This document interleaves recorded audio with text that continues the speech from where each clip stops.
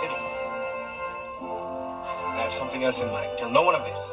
I intend to find my bride. What is wrong with the one you have now? I want a woman that's going to arouse my intellect as well as my loins. Where will you find such a woman? In America. Say, can you see I'm coming to America?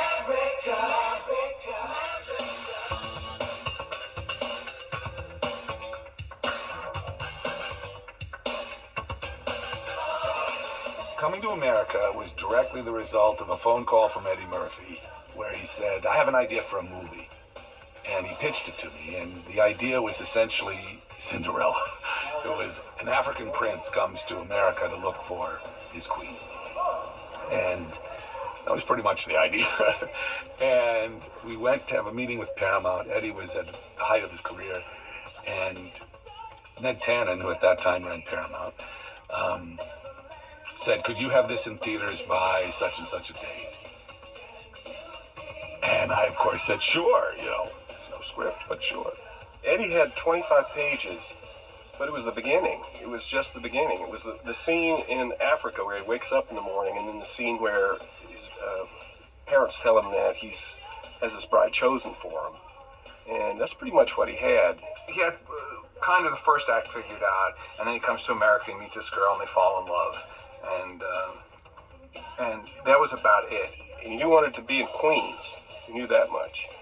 And we pretty much took it from there. So Barry Blaustein and David Shetfield, who had worked with Eddie since Saturday Night Live, they quickly got together, and it was called the Zamuda Project, named after Bob Zamuda, who's a comedy writer and was Andy Kaufman's partner. Initially, the name of the country was Zamuda because we wanted to name it as an inside joke. Oh, here's a fake country, and 3 people would laugh and would get it. And John Landis read the script, and he goes, we can't call this Zamuda. And it wasn't really till later I came up with, put an N in it. Then it's African, Zamunda. and we came up with Coming to America sometime during principal photography. I remember, because now Roger's writing the music, I said, write a song called Coming to America. We can play over the end credits. And we'll call the movie Coming to America. I mean, it was like that. But Barry and David wrote a script very quickly, and then showed it to Eddie and I and Arsenio, and we all pulled it apart and put it back together. But they wrote a draft and essentially stayed to the bones of Eddie's story.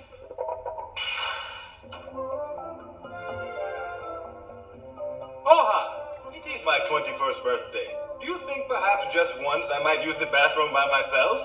Most amusing, sir. I'm grateful to Eddie for giving me the opportunity to make a big Hollywood fantasy and to make a film that I think historically, or socially, I should say, is important, because it was really the first big Hollywood picture where the color of the principal skins had nothing to do with the plot. I mean, even in Trading Places, Eddie's the black guy. This was just, fairy tales. Had a lot of jokes about African-American culture because they were African-Americans, but and this was a picture that was a huge success all around the world because everyone likes a fairy tale. We knew that we were making a Cinderella story, but it was an African Cinderella story, and that it would be unique, and that we hoped it would be colorblind, so that it was that anybody would go to this movie and not see it or understand it to be a black movie. I had done Animal House with John, and so I knew that the sweetness of the characters in the movie was a very important issue. And clearly Prince Akeem has got his heart in the right place. So I knew that was going to work. I thought Arsenio was very funny. The girl, Sherry Headley, was terrific. James Earl Jones, all the right elements. And a very compelling story and a lot of heart. But Eddie was a different Eddie Murphy on Coming to America than he was on Trading Places. And there was a certain amount of friction between him and John. That didn't stop Eddie from recommending John to direct the movie. Working with Eddie was not a problem. I mean, in terms of directing him and working together and improvising and stuff. He was a very different guy than the guy I'd made Trading Places with. He once said to me, you treat me like you treat everybody else. And I thought, isn't that a good thing? And then I realized maybe he meant I wasn't obsequious enough or something. But I do know He is a spectacular mimic. And if you say sing like Jackie Wilson, sing like Frank Sinatra, sing like Stevie Wonder, sing like Marvin Gaye, sing like Otis Redding, sing like James Brown, he can. Perfect. Fabulous. Sing like Eddie Murphy, he's got no voice.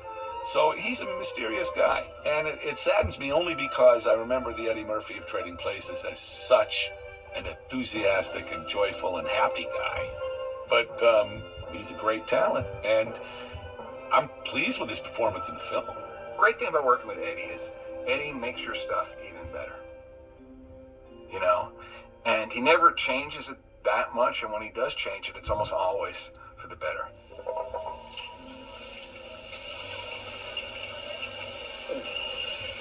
I hope you don't mind me coming over and sitting down. But I've been watching you all evening, and I want to tear you apart. And your friend, too. I had actually worked with Arsenio in Amazon Women on the Mood, but Arsenio was a stand-up comic working around, and he was Eddie's friend. I don't think the studio realized what a big part he had, or they wouldn't probably given it to him. But I think he did well. I was pleased with Arsenio. Arsenio Hall was an interesting TV and radio personality, and friendly with Eddie, and I didn't really know much about him, but he turned out to be just the right foil for Eddie as his kind of manservant. And I was kind of surprised he never did anything after really much in terms of movies after coming to America, because he was actually terrific in the part, and it was absolutely the right choice. Arsenio was good to work with. When it came to the characters he played in the barbershop, he was great. I mean, he knew that character very well, and the preacher character he played was just hilarious. I'll never forget when he walked up in his makeup the first time as the preacher. We just fell out. I mean, literally fell on the floor of the studio laughing at it. It was so funny looking. And he'd never been in a movie before, and thought he did very well. We've gone to a great deal of trouble to select for you a very fine wife. But Father, what if I do not love her? It is normal to feel anxiety about meeting your queen. When I first met your father, I was terrified. I was